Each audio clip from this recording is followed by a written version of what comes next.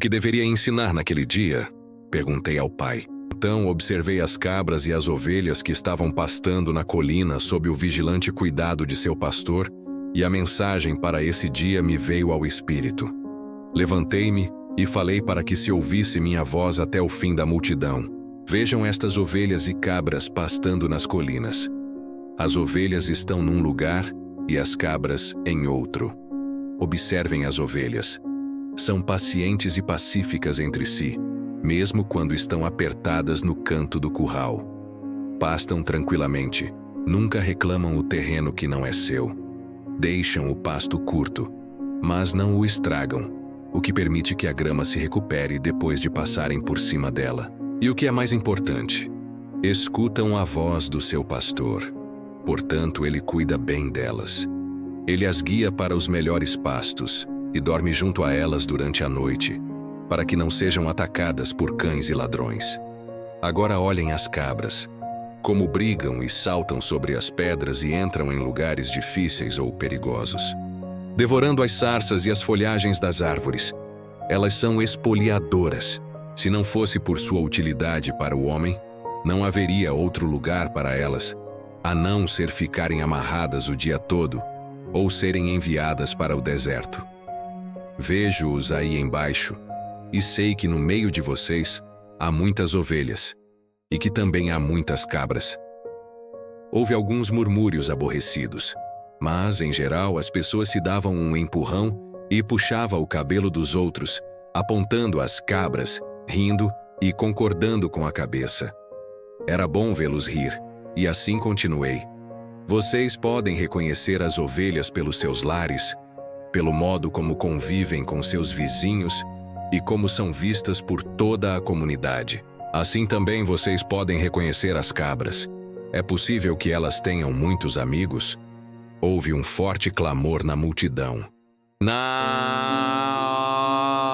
Seguido de muito riso. O pastor segue as cabras e cuida delas. Ou elas têm que se cuidar sozinhas e chegar por si mesmas em casa à noite para ser ordenhadas? De novo a multidão ria e respondia de maneiras distintas, algumas muito engraçadas e engenhosas. E assim é com aqueles que são ovelhas e aqueles que são cabras.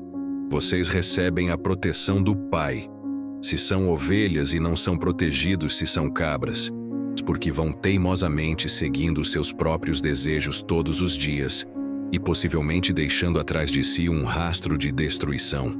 Digam-me, o Pai pode proteger aqueles que são cabras? A multidão estava em silêncio, mas escutando atentamente. Vocês dirão então que o Pai está zangado com as cabras e não as protegerá. Ou dirão que assim como o pastor cuida das suas ovelhas e cuidaria das cabras, se elas permitissem, o Pai ama as ovelhas e as cabras da mesma forma, mas não pode protegê-la igualmente por causa do comportamento natural das cabras? Considerem também os hábitos de alimentação das ovelhas e das cabras. As ovelhas se contentam comendo somente a erva, para a qual seus estômagos estão perfeitamente preparados. Mas as cabras comem qualquer coisa que encontram e não respeitam a sua constituição. O mesmo acontece com aqueles que não cuidam do alimento de suas mentes, pois não têm nenhuma meta fixa ou propósito claro. Como as cabras, não percebem quando o alimento mental é prejudicial ou os leva por caminhos equivocados em suas vidas diárias, ou mesmo os arrasta para um mito nocivo ou um engano perigoso. Eles vão sem rumo, recolhendo o equivalente mental de sarças, sapatos velhos, pedaço de pano, folhas, cardos ou ervas daninhas. Por que falta a eles bom senso? Um homem perguntou: Mestre, e se uma pessoa é uma ovelha, comete um erro e se vê numa confusão, o pai o abandonará? Responde com outra pergunta: o que faz o pastor se uma de suas ovelhas cai num buraco, ou escorrega por um barranco, ou se vê aprisionada na sarça? Eu digo: o pastor deixa o rebanho e rapidamente vai buscar a ovelha perdida, e não a abandonará até que a traga de volta sã e salva. Assim acontece com o Pai. Nenhuma ovelha pode evitar enganar-se de uma outra maneira, mas não duvide de que o Pai logo atenderá ao seu balido e a resgatará. E se uma cabra começar a se comportar-se como uma ovelha, e atender à voz do pastor, então ela também estará sob a proteção do pastor e será cuidada da mesma maneira que as ovelhas. Assim é com vocês e o reino do céu, o reino de Deus. Várias vozes elevaram-se, pedindo-me que ensinasse o significado do reino de Deus. O que estou dizendo a vocês não é o mesmo que ouviram de qualquer outro profeta em qualquer tempo. Não tentem entender o que digo pensando no que disseram seus mestres.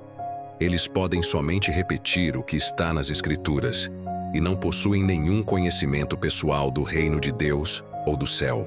Deus não está contido em nenhum lugar, mas está em todas as partes, como estão os céus e o ar sobre vocês. A Santa Palavra pronunciou a verdade quando disse: em Deus você vive, se move e tem o seu ser. Pois o reino de Deus está acima, ao redor e dentro de vocês. E vocês podem entrar no reino de Deus. As pessoas exclamavam com impaciência: mas o que é isso? É um estado de mente e de coração no qual você está plenamente possuído por Deus, seu Pai. Quando você está nesse estado, o Pai é a cabeça de seu corpo e dirige tudo o que você faz e toda a sua vida. Algumas pessoas resmungavam: como isso é possível? É possível estar tão vazio do eu, de desejos egoístas, inimizades, raivas, ciúmes, cobiça, de desejos de vingança, que somente Deus fique no controle de sua mente e de seu coração. E depois, o que acontece? Perguntou uma mulher. Então você entra no estado de ser que é dirigido por Deus. Isto é totalmente belo e glorioso. É amor, é generosidade, é cuidar dos demais como cuida de si mesmo.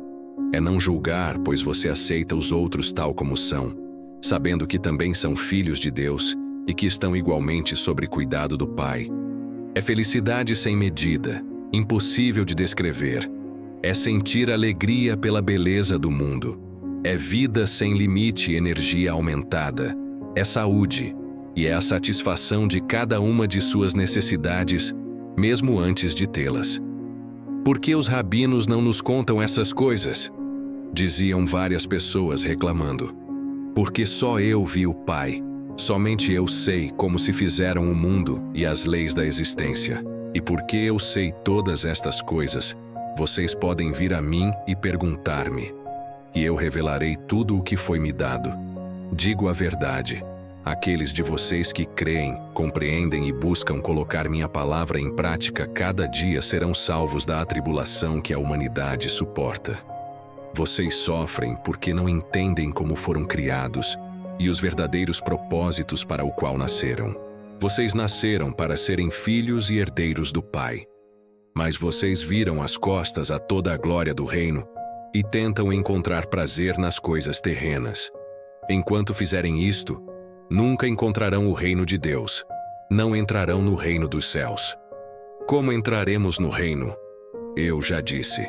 Vocês entrarão no reino dos céus quando se arrependerem de tudo o que vocês são em seus corações e mentes. Quando vocês levarem sua maldade ao Pai e pedirem perdão e força para serem limpos de seus pensamentos, palavras e atos malignos e finalmente os abandonem todos, então poderão ter certeza de que estarão prestes a encontrarem o reino dos céus. Quando o alcançarem isso, perceberão que sua atitude para com os outros estará mudando, pois o Pai estará fazendo o seu trabalho amoroso em seu interior. Vocês estarão livres das correntes e amarras dos desejos e atos malignos que antes os aprisionavam e os faziam cativos no mundo. Mais do que isso, compreenderão que o Pai satisfaz todas as suas necessidades. Uma mulher exclamou: Mestre, tenho uma necessidade agora mesmo, tenho fome. As pessoas riram, mas então várias vozes uniram-se à sua, dizendo: Estamos com você há muitas horas, nos fez andar e andar antes de consentir em nos ensinar. Nós demonstramos que somos boas ovelhas. Não nos ajudará a saciar nossa fome?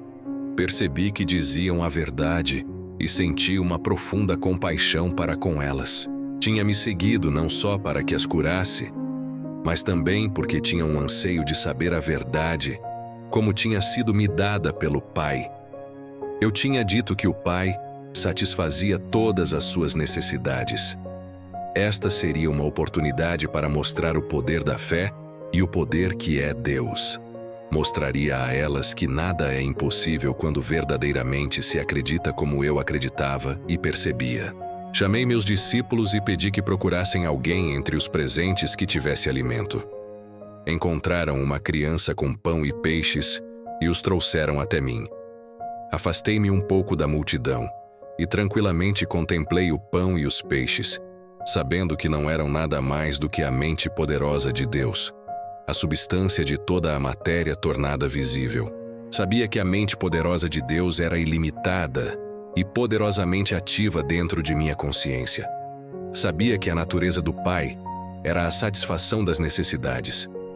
Enquanto abençoava o alimento, sentia o poder fluir totalmente pela minha mente, corpo e mãos, e sabia que a fome daquelas pessoas seria saciada. Não sabia de que maneira, simplesmente sabia que seria. Depois eu levei as cestas de comida e disse aos discípulos que dividissem o alimento ali contido, sentindo com absoluta certeza todos ali teriam tanta comida quanto necessitassem. Ao cortar o alimento em pedaços e distribuí-lo, o mesmo se multiplicava. E assim foi acontecendo até que toda a multidão teve sua fome saciada. Várias cestas ainda restaram com sobras do alimento.